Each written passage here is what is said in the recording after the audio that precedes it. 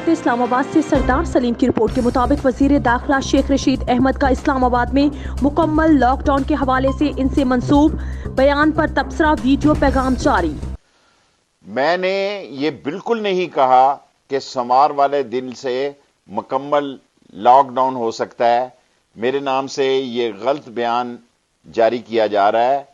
میں نے مختلف چینل کے بیپرز کو جواب دیتے ہوئے یہ بات ضرور کہی ہے کہ سمار کے دن متاثرہ علاقوں میں این سی او سی سمارٹ لاک ڈاؤن کے بارے میں سوچ سکتی ہے۔ میں نے مکمل لاک ڈاؤن کی بالکل بات نہیں کی۔ میں تمام لوگوں کو یہ کہنا چاہتا ہوں کہ میرے نام سے یہ بیان غلط جاری کیا گیا ہے اور یہ کام این سی او سی کا ہے، وزارت داخلہ کا نہیں ہے۔